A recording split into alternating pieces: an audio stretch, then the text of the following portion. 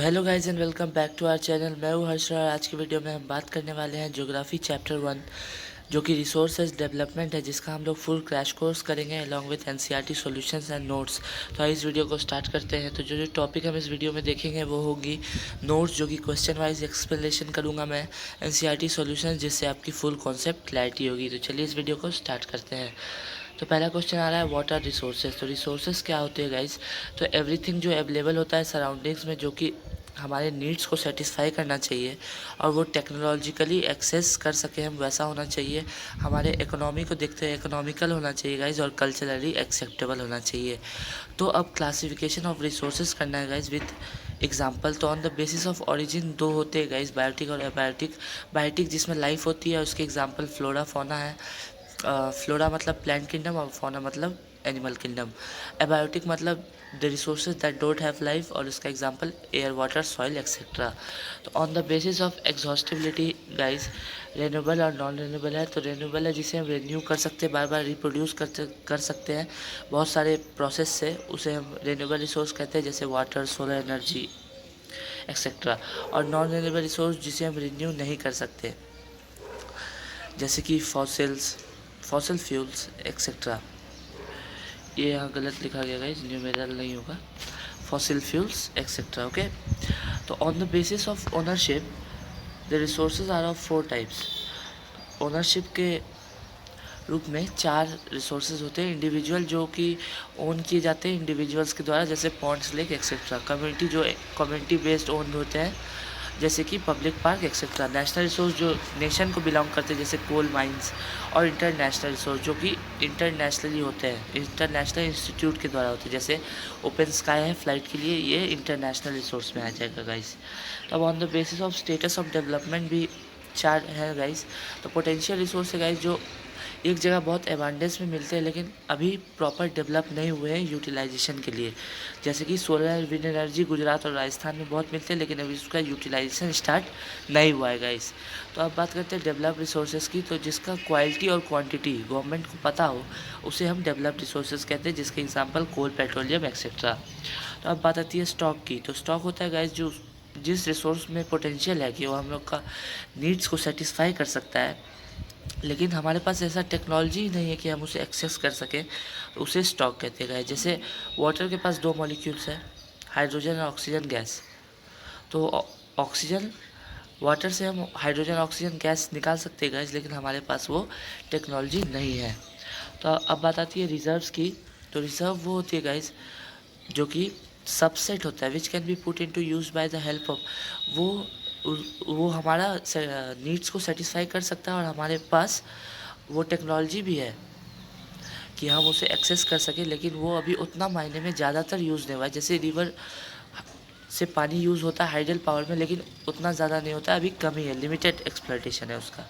तो वो अब क्वेश्चन आता है गाइस कि अगर हम ज़्यादा ओवर यूज़ ऑफ रिसोर्सेज कर लेंगे तो उसका रिज़ल्ट क्या होगा। तो पहला तो सबके पास रिसोर्सेज बच नहीं जाएगा, no longer available to all. फिर वो सोसाइटी को डिवाइड कर देगा रिच और पुअर में। फिर land degradation, global warming, air pollution, ऐसा होगा गाइस। तो अगर ये वीडियो आपको अच्छा लग रहा है गाइस तो प्लीज़ लाइक कर दें। चलिए आगे बढ़ते हैं। तो अगला जो क्वेश्चन आ रहा है गाइस वो है describe the process of resource planning in India.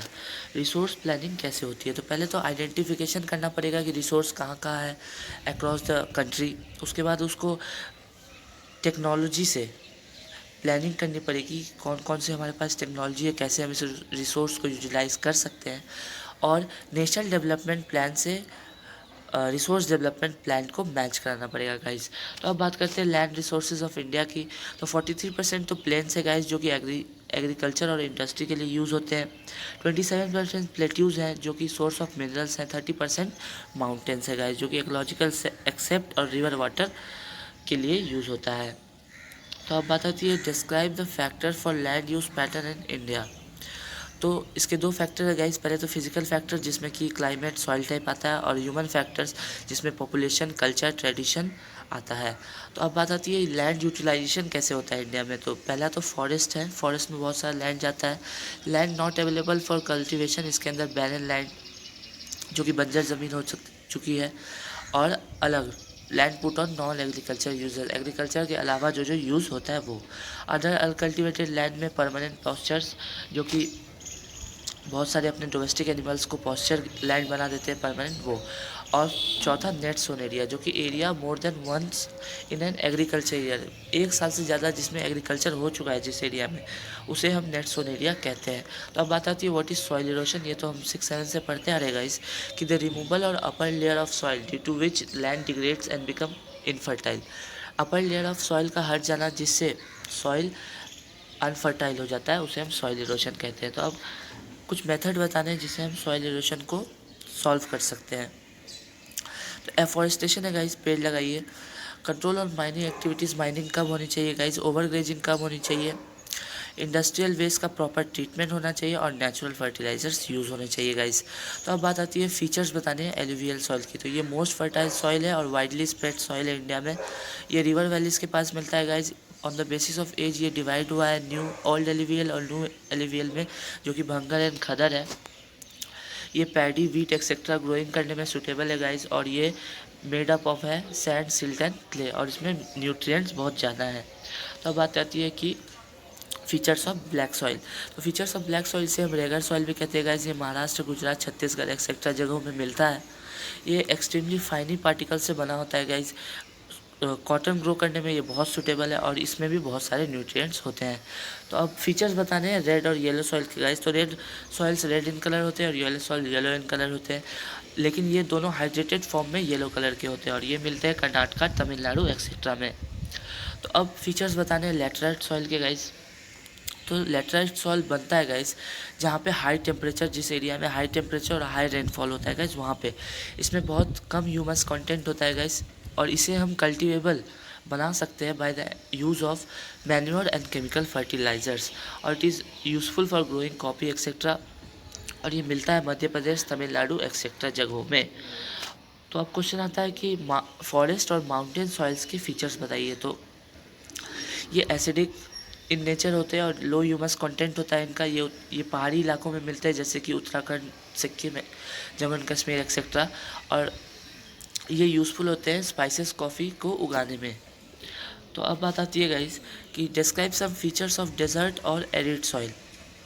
तो ये सैंडी इन टेक्सचर होता है गाइस, यहाँ पे सैंडी होगा, it is sandy in texture, red to brown in colour and saline in nature. ये यूज़फुल होता है ग्रोइंग करने के लिए wheat, barley, cotton etcetera. It is used in western Rajasthan, northern Gujarat etcetera. It contains kankar. तो अब एनसीईआरटी एक्सरसाइजेस देखेंगे guys हम कि इसमें से कौन सा बेस्ट डिफाइन करता है आयरन ओर को। तो आयरन ओर एक नॉन रिन्यूएबल रिसोर्स है गाइस, तो इसका आंसर नॉन रिन्यूएबल हो जाएगा। तो अब बात करेंगे टाइडल एनर्जी को किसके अंदर रखेंगे तो हम लोग, तो इसका आंसर हो जाएगा रिप्लेसेबल। और बात करते हैं कि soil erosion in the state of Punjab is due to, तो यहाँ पे हो जाएगा गाइस ओवर इरिगेशन। और इसमें से कौन सी जगहों में ब्लैक सॉइल मिलता है, तो यह गुजरात हो जाएगा गाइस।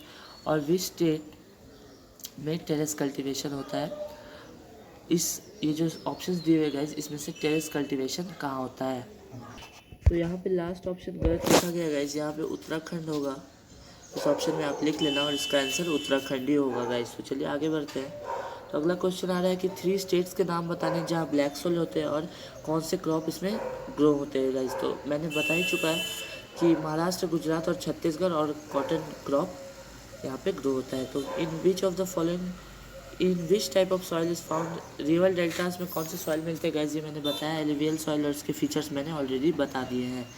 तो ऐसे कौन से स्टेप है जिससे सॉइल इरोशन हम रोक सकते हैं, ये बता चुका हूँ मैं गाइस। बायोटिक रिसोर्स बता चुका है, एग्जांपल्स बता चुका हूँ उसके।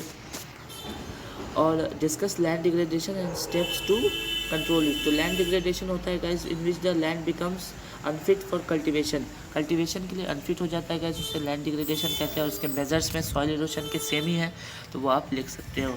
अगला क्वेश्चन है कि explain the land use pattern in India. और land under forest too increase नहीं हुआ है 1960 से 1961 के बाद। तो 45% लैंड यूज़ होता है नेट सोन एरिया में गाइज। हमने नेट सोन एरिया देखा क्या होता है। 22% लैंड फॉरेस्ट के अंदर है और द रेस्ट लैंड और सब पर्पज़ के लिए यूज़ होता है। और forest the land under forest has not increase much since 1960 to 1961, क्योंकि पॉपुलेशन बहुत बड़ा है और डिमांड ऑफ रिसोर्स भी बहुत बड़ा है। तो अब बात आती है टेक्निकल और इकोनॉमिक डेवलपमेंट ज़्यादा कंजम्पशन कैसे करता है। तो टेक्नोलॉजिकल डेवलपमेंट ज़्यादा इंडस्ट्री बनाया और जिससे नेचुरल रिसोर्स का ज़्यादा यूज़ होने लगा गाइस। ग्रीन रिवोल्यूशन आया गाइस, जो कि एक इकोनॉमिक और टेक्नोलॉजिकल डेवलपमेंट है जिसके कारण ज़्यादा कंजम्पशन होने लगा रिसोर्सेज का। और जब ट्रांसपोर्टेशन और कम्युनिकेशन डेवलप हुआ तो मोबिलिटी, जो कि ट्रांसपोर्टेशन इधर उधर रिसोर्स का ज़्यादा होने लगा गाइस। तो इसी के साथ हमारा वीडियो ख़त्म होता है गाइस। तो आशा करता हूँ ये वीडियो आपको पसंद आई हो। अगर ये वीडियो आपको पसंद आई हो तो वीडियो को लाइक करें, अपने दोस्तों के साथ शेयर करें, चैनल को सब्सक्राइब करके बेल आइकन दबाना ना भूलें और डिस्क्रिप्शन में कुछ आपके लिए इंपॉर्टेंट लिंक्स दिए हुए हैं, उसे देखना भी ना भूलें। Thank you all, bye bye.